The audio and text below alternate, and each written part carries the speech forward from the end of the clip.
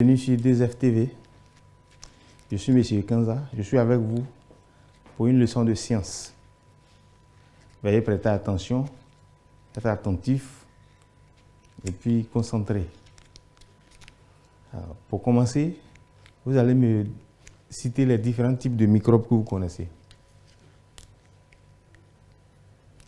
Les microbes que nous connaissons, nous avons dit il y a les bactéries,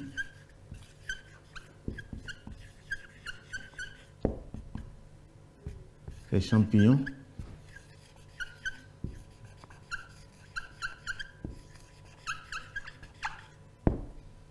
les protozoaires,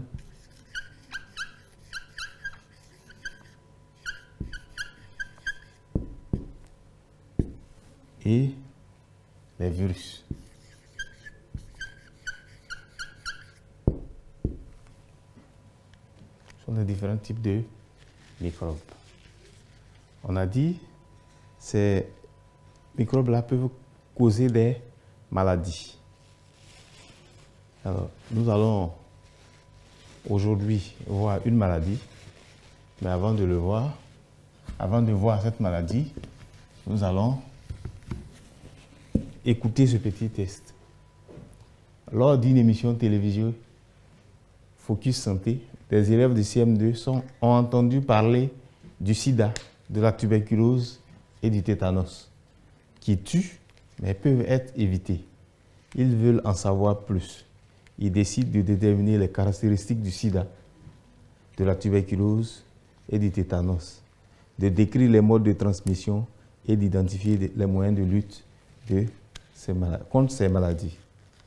Alors, quelles sont les maladies dont les enfants ont entendu parler lors de cette émission?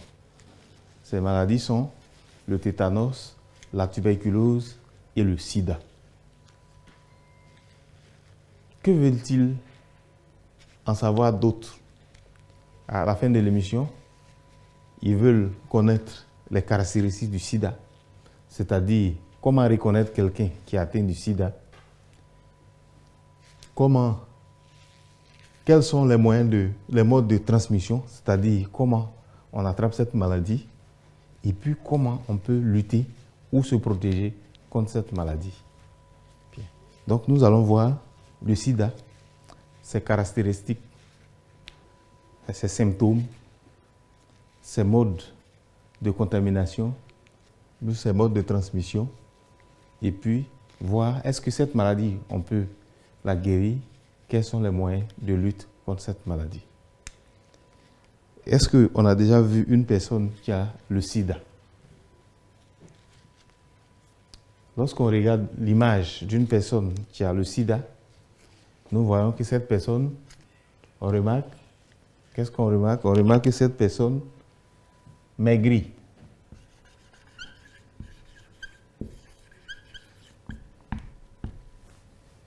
Ensuite, cette personne peut avoir la diarrhée.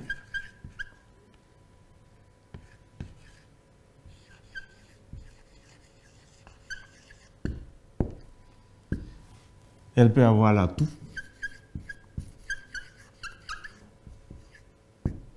Elle peut avoir des boutons sur le corps.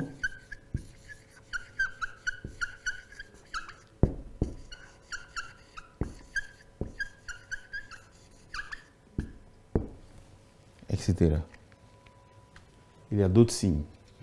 Mais les signes qu'on remarque couramment, la personne maigrit, elle a la diarrhée, elle tousse, elle a des boutons sur le corps. Bien. Mais quel microbe transmet cette maladie? Quel microbe donne cette maladie à l'homme? Le microbe est appelé le VIH. Qu'est-ce que ça signifie? C'est le virus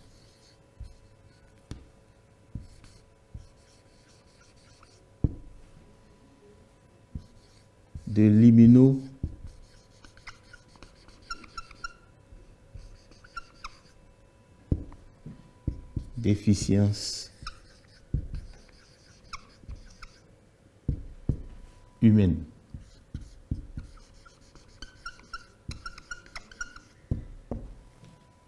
c'est ce virus qui donne la maladie qu'on appelle le sida. Lorsque ce virus rentre dans ton corps, ça va te donner la maladie qu'on appelle le sida. Mais est-ce que toutes les personnes qui ont le virus dans le corps font la maladie? Non. Il y a des personnes qui ont le virus dans le corps mais qui ne sont pas encore malades. On les appelle, ces personnes sont appelées les séropositifs.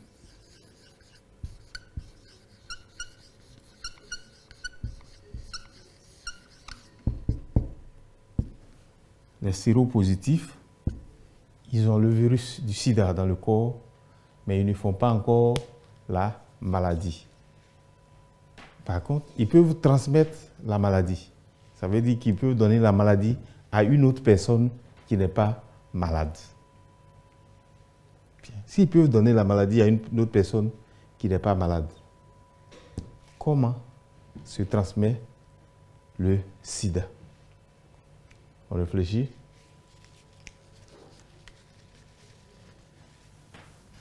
Le sida se transmet par le sang.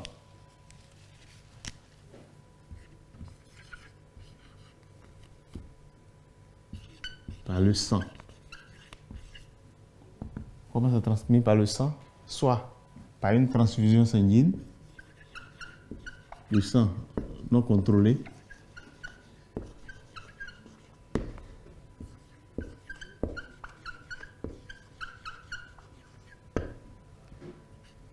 soit lorsqu'on est blessé par un objet souillé par le sang des malades. Non? Objet souillé par le sang.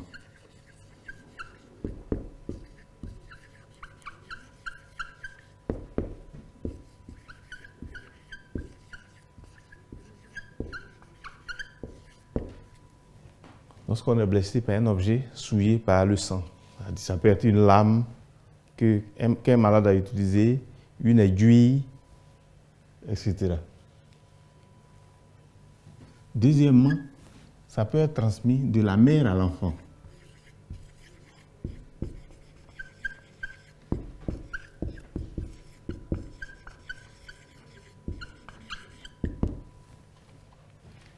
Quand une maman est malade, une maman enceinte est malade, elle transmet la maladie à son enfant, soit à l'accouchement, soit pendant l'allaitement. Cette maladie est transmise aussi par les rapports sexuels non protégés.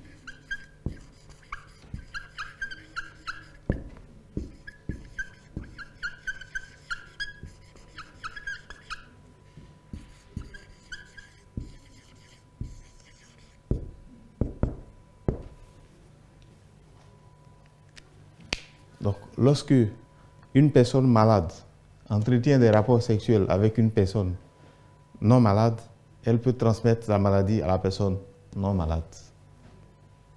Donc, voilà les principaux modes de transmission, les principaux modes de transmission du sida d'une personne malade à une personne non malade. Les moustiques ne transmettent pas la maladie. Un moustique ne transmet pas le sida à une personne qui n'est pas malade. Donc, voilà les principaux modes de transmission. Si nous avons vu le microbe, les modes de transmission, nous avons d'abord vu les symptômes, le microbe, les modes de transmission. Alors, comment faire pour ne pas que les personnes malades,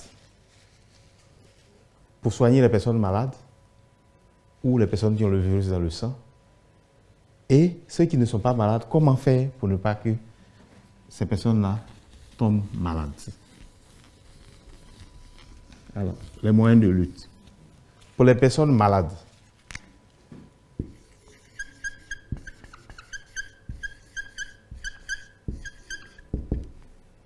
les malades, ils vont prendre des médicaments qu'on appelle les antirétroviraux.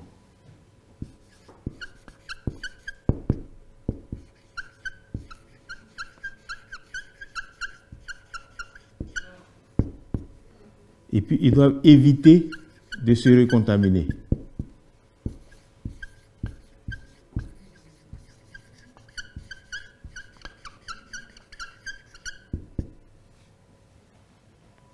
Donc, il doit prendre des médicaments qui sont servis gratuitement dans les hôpitaux aux personnes séropositives et aux personnes malades. Et puis, ces personnes doivent éviter de se recontaminer. Maintenant, les non-malades, ceux qui ne sont pas encore malades.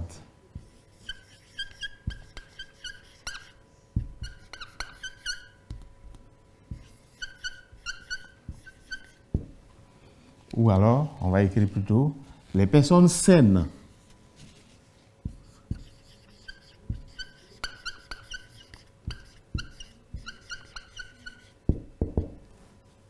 Bien.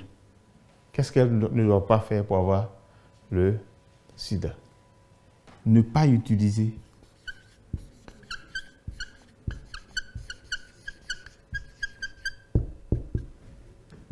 d'objets souillés.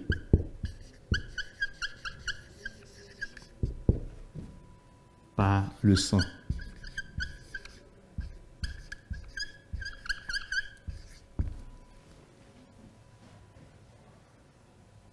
Ensuite,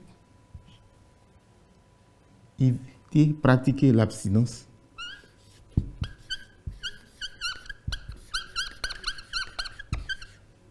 C'est-à-dire ne pas avoir de relations sexuelles jusqu'au mariage. Et puis utiliser les préservatifs.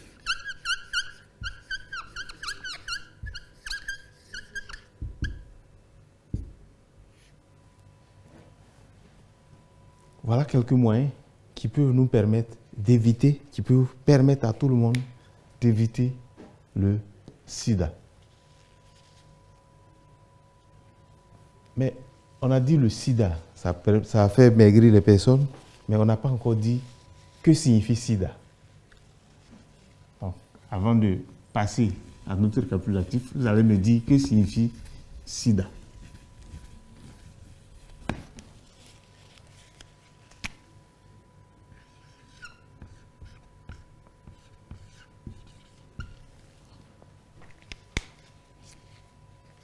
Sida, c'est le syndrome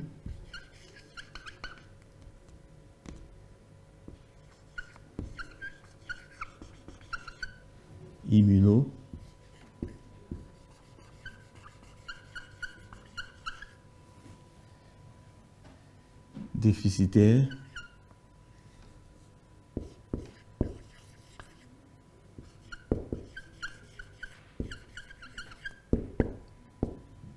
acquis. Le syndrome immunodéficitaire acquis. On a dit le sida, c'est un ensemble de signes et on a dit que le microbe affaiblit le système immunitaire de la personne. Ça fait que ton corps devient faible, tous les microbes peuvent te rendre malade. On va voir plus tard. Quand un microbe, quand on a vu les composants du groupe sanguin, que quand un microbe rentre dans le corps d'un individu, il y a les gendarmes du corps humain qu'on appelle les globules blancs qui vont donc défendre le corps. Mais lorsque la personne a le VIH dans le corps, ces gendarmes deviennent faibles, ces défenses deviennent faibles et la personne ne peut plus se défendre contre les autres maladies. Donc, le VIH est un microbe dangereux. Le sida est une maladie grave. Nous devons donc faire attention à ne pas nous faire infecter. En suivant les règles que nous avons dites tout à l'heure, ne pas utiliser les objets souillés par le sang. Par exemple, les lames qu'on utilise soit pour se coiffer, soit pour se couper les ongles, chacun doit avoir sa lame. Ça doit être d'usage unique. L'abstinence jusqu'au mariage et puis utiliser les préservatifs. Ça permet de protéger les personnes saines contre le virus, et les personnes qui sont déjà atteintes aussi, ne pas donner la maladie aux personnes saines. Donc, nous retenons que le sida est une maladie très grave qui n'a pas encore de traitement. Le sida est provoqué par un virus qui est le VIH. Il y a deux types de virus, le VIH1 et le VIH2. C'est le même virus qui affaiblit les défenses immunitaires de la personne, qui affaiblit les défenses du corps et donc expose la personne à tout type de problèmes de santé. Alors, pour éviter la contamination, nous ne devons pas utiliser des objets souillés par le sang. Pratiquer l'abstinence, il faut pratiquer l'abstinence jusqu'au mariage et utiliser les préservatifs. Si nous avons compris, nous allons répondre à ces deux questions.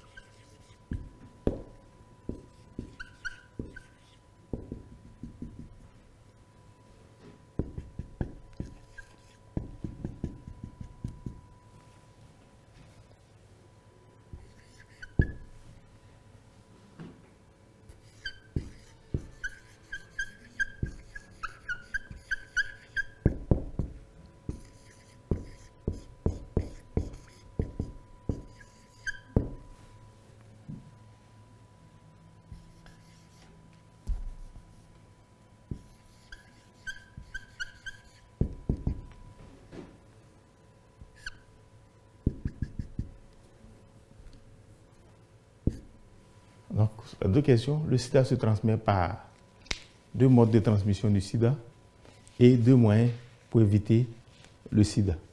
On a dit que le sida se transmet par le sang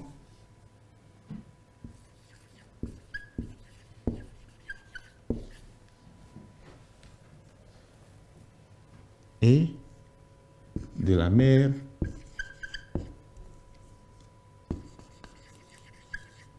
à l'enfant.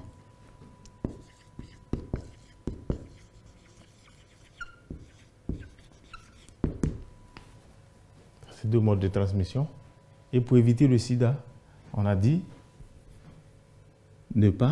il faut ne pas utiliser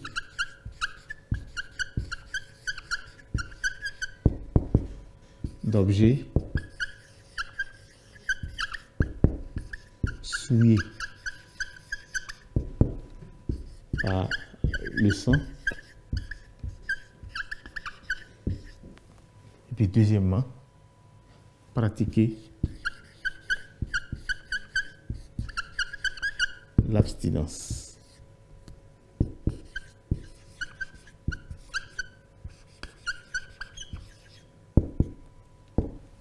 Donc voilà quelques éléments pour rester en bonne santé, pour ne pas contracter le sida. Nous retenons de notre leçon de science sur le sida que le sida, le syndrome immunodéficitaire acquis, est une maladie infectieuse très grave due à un virus. Ce virus s'appelle le VIH. Il y a le VIH1 ou le VIH2, mais c'est le même virus. C'est le VIH qui signifie virus de l'immunodéficience humaine. Il se transmet par les rapports sexuels non protégés, les objets souillés par le sang. Elle se transmet aussi de la mère à l'enfant par la transfusion sanguine. Pour éviter le sida, il faut observer l'abstinence sexuelle, éviter de manipuler les objets souillés par le sang, comme les rasoirs, lames, brosses à dents. Si une personne est déclarée séropositive, c'est-à-dire qu'elle a le virus dans le sang, elle doit prendre des antirétroviraux. Merci les enfants. J'espère qu'on a retenu cette petite leçon de science.